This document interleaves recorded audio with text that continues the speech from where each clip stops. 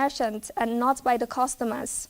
In a circular to banks, other financial institutions, and the public signed by Director of Financial Policy and Regulation Department, CBN, Dr. Rita C.K., CBN said that the review of the guide to charges by banks and OFIs and non-bank financial institutions was to fulfill its mandate to promote a safe and sound financial system in Nigeria, accelerate the adoption of innovative financial services, financial inclusion, and micropayments transaction. Africa's richest man, Aliko Dangote, has unveiled plans to build another 650,000 barrels per day refinery in East Africa, signaling an ambitious expansion of his refining footprints beyond Nigeria as the continent seeks to cut reliance on imported fuel. Dangote disclosed this during a presidential panel at the Africa We Build Summit organized by Africa Finance Corporation in Nairobi, saying his company is ready to replicate the scale and model of its Lagos-based refinery if governments in the region provide the needed support. He sought the support of East African governments to replicate his Nigerian-scale refinery in the region in a move that could reshape fuel supply. His remarks came as Kenya, Uganda, and Tanzania intensified talks to establish a joint refining hub in the Tanzanian port city of Tanga, a project expected to process crude from across the region, including supplies from the Democratic Republic of Congo and South Sudan.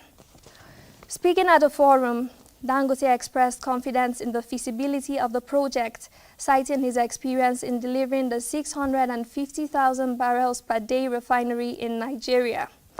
Dangote revealed that his group had already commenced expansion works in Nigeria to scale up refining capacity to 1.4 million barrels per day, a move he said will position the facility as the largest refinery in the world. The billionaire industrialist stressed that Africa must prioritize industrial self-sufficiency, warning that continued dependence on imports exposes economies to severe price shocks. He cited recent volatility in global petrochemical markets as evidence of the risk. According to him, the proposed refinery will not only deepen Africa's refining capacity, but also unlock large-scale investment opportunities for the continent. Oil prices rose from around $100 per barrel on Wednesday to over $105 as of Thursday, following the failure of Iran and the United States to agree on a ceasefire deal to reopen the Strait of Hormuz. Oil prices had earlier fallen from $115 to $88 on Friday when the two countries entered a ceasefire agreement. However, this was not sustained as Iran reportedly reclosed the route due to the U.S. blockade. On April 13th, the U.S. imposed a blockade that was set to completely halt economic trade going in and out of Iran by sea, including vessels carrying goods that could be used by Iran in the war against the U.S. and Israel.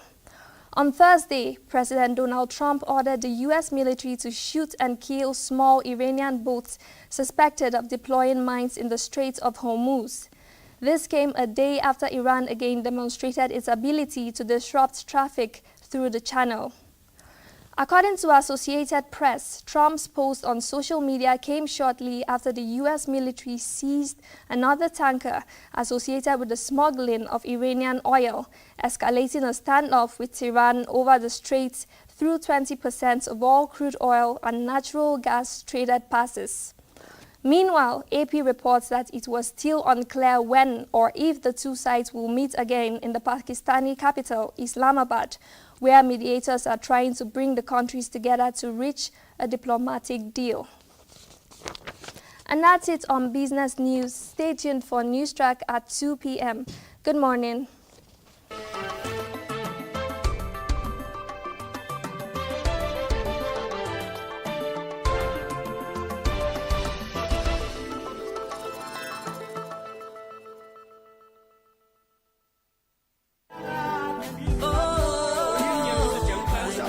Invest in capital of the beautiful.